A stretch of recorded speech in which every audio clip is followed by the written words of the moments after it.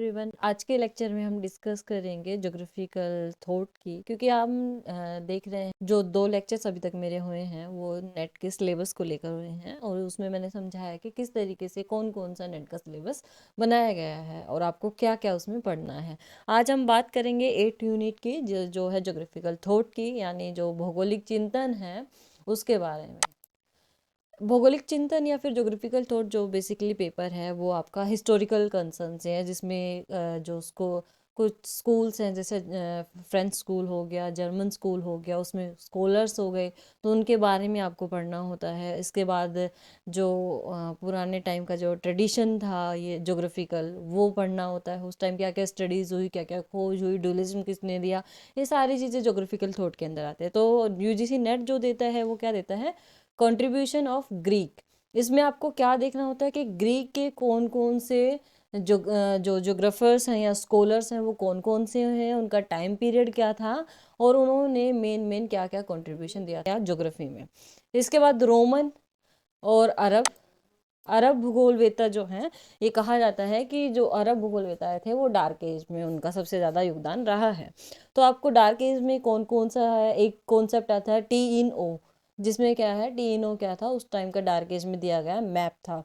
तो ये सारे जो क्वेश्चंस हैं आपको देख लेने हैं अच्छे से कि जो आपका टाइम पीरियड है, क्लासिकल टाइम पीरियड कौन सा है, उसके बाद मेडिएवल टाइम पीरियड कौन सा है, डार्क एज कब आया था, जो आपका इसके साथ साथ आगे जो क्वांटिटेटिव रेवोल्यूशन हुआ वो कब हुआ, और उसके क्या क्या मेरिट्स और डिमेरिट्स हैं, ये सारी चीज़ें आप देख लेना। इसके साथ साथ चाइनीज़ एंड इंडियन स्कॉलर्स कौन कौन से हुए हैं, तो ये आपको देखना है उनका क्या क्या कंट्रीब्यूशन है ज्योग्राफी में।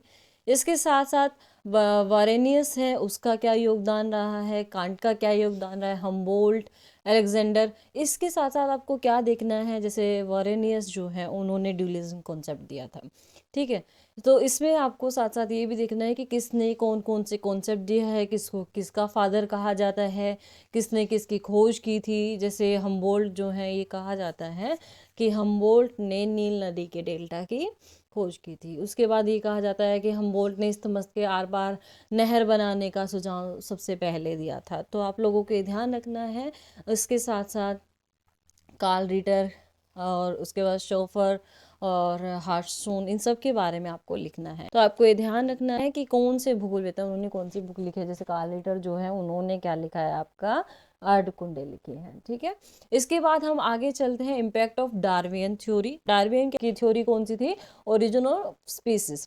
तो इसका ज्योग्राफिकल थॉट में क्या अहम रोल रहा, और क्योंकि क्या है, डार्विन की जो थ्योरी है उसका सबसे ज़्यादा जो इम्पैक्ट था वो किस पर पड़ा था, आपके जब आप पढ़ते भी होंगे तो उसमें आपने क्रेटजेल का नाम सुना होगा। और रेटजेल कौन थे, जो पॉलिटिकल ज्योग्राफी का उन्हें फादर भी कहा जाता है, और उसके साथ साथ उन्हें जो आपका मानव भूगोल है उसका भी फादर उनको बोला जाता है। तो उन्होंने जो अपना स्टेट का जो सिद्धांत दिया था, या राज्य सिद्धांत जो दिया था, वो डार्विन की थ्योरी के बेस पर ही दिया था, राज्य का जैविक सिद्धांत, ठीक है। तो आप लोगों को ध्यान रखना है, अच्छे से पढ़ना है इसको। इसके बाद कंटेम्प्रेरी ट्रेंड्स इन इंडिया, यानी इंडियन ज्योग्राफी के बारे में आपको लिखना है, जिसमें कार्टोग्राफी आपको देखनी है, थीमेटिक मेथडोलॉजी कंट्रीब्यूशन देखना है। इसके बाद मेजर ट्रेडिशंस, जिसमें अर्थ साइंस आ जाएगा, मैन एनवायरनमेंट रिलेशनशिप आ जाएगा। मैन एनवायरनमेंट रिलेशनशिप में आपको ये भी देखना है कि जो आपका डिटर्मिनिज्म था उसमें क्या कॉन्सेप्ट था, डिटर्मिनिज्म मतलब निश्चयवाद का, वो क्या था। इसके बाद पॉसिबिलिज्म आपको देखना है, उसका क्या है कि संभववाद का सिद्धांत क्या था। इसके बाद न्यू डिटर्मिनिज्म देखना है, नव निश्चयवाद का सिद्धांत। जैसे नव निश्चयवाद किसने प्रोपाउंड किया, तो ग्रिफिथ टेलर को बोला जाता है कि उन्होंने नव निश्चयवाद दिया था, ठीक है। तो आप सबको ये देख लेना है कि निश्चयवाद किसने किसको बोला जाता है इसका। जैसे निश्चयवाद का आप देखेंगे तो उसमें रेड जेल जो हो गए, इनका बड़ा अहम रोल रहा है। बाकी के जो भूगोलवेत्ता हो गए, पॉसिबिलिज्म का आप देखोगे तो उसमें ब्लास बेडाल्डी लाब्लास को उसका फादर कहा जाता है पॉसिबिलिज्म का, ठीक है।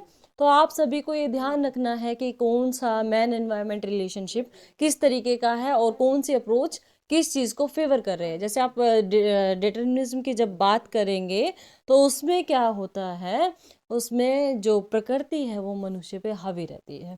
इसके साथ साथ जब आप संभववाद की बात करेंगे तो उसमें क्या कहता है, नहीं नहीं, प्रकृति पर मनुष्य हावी रहता है और मनुष्य उस पर थोड़े जो स्पेस है या थोड़ा जो क्षेत्र है उस पर काबू कर सकता है या उसको अपने अनुसार ढाल सकता है, ठीक है। और तीसरा जो सिद्धांत था, रुको और जाओ सिद्धांत, या भी इसको बोलते हैं, या फिर कहते हैं ट्रैफिक लाइट से बेस्ड जो सिद्धांत है वो जो आपका न्यू डिटर्मिनिज्म है, वो क्या कहता है कि पहले देखो और प्रकृति के साथ संतुलित व्यवहार करो। रुको एंड जाओ सिद्धांत भी इसको, स्टॉप एंड गो सिद्धांत भी से बोलते हैं। तो ये सारे के सारे आपको अच्छे से पढ़ लेने हैं। इसके बाद क्या है, area studies and special analysis, ये सारा आपको देख लेना है। ये सारे के सारे जो है वो कॉन्सेप्ट्स हैं छोटे छोटे, तो आपको अच्छे से पढ़ लेने हैं।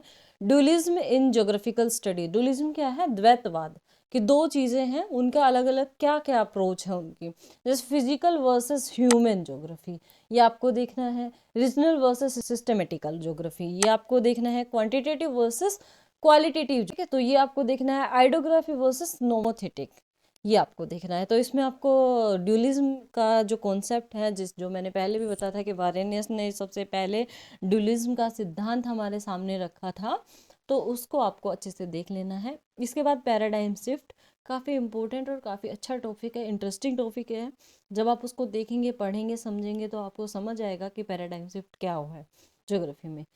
इसके बाद है पर्सपेक्टिव इन ज्योग्राफी, पर्सपेक्टिव में क्या क्या अप्रोचेस रही हैं उसके बारे में। जैसे पॉजिटिविज्म है, पॉजिटिविज्म क्या कहता है कि जैसा प्रत्यक्ष तौर पर उसने में जो जो घटना हमारी आंखों के सामने प्रत्यक्ष तौर पर घटित हुई, वो क्या है, पॉजिटिविज्म है, प्रत्यक्षवाद है।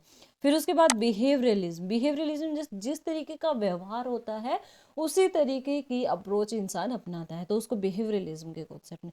फिर ह्यूमनिज्म का कॉन्सेप्ट, मानववादी सिद्धांत है। फिर स्ट्रक्चरलिज्म, संरचनावादी सिद्धांत है।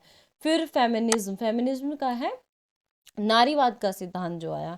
उसके बाद पोस्ट मॉडर्निज्म, तो इन सबको आपको देख लेना है, पढ़ लेना है अच्छे से। अगर आपको ये ज्योग्राफिकल थॉट की बुक में भी आपको ये मिल जाएगा, इसके साथ साथ आप इसको जो ज्योग्राफी ऑफ वर्ल्ड इकोनॉमी है उसमें भी आप पढ़ सकते हो, वहाँ पे भी आपको पोस्ट मॉडर्निज्म और फेमिनिज्म का कॉन्सेप्ट काफ़ी अच्छे से, या फिर आप इसमें पॉलिटिकल साइंस की कोई अच्छी सी बुक है तो वहाँ पे भी आप इसको कंसल्ट कर सकते हो, या फिर नारीवाद की जो बुक है वहाँ से भी आप अच्छे से इसको कंसल्ट कर सकते हो।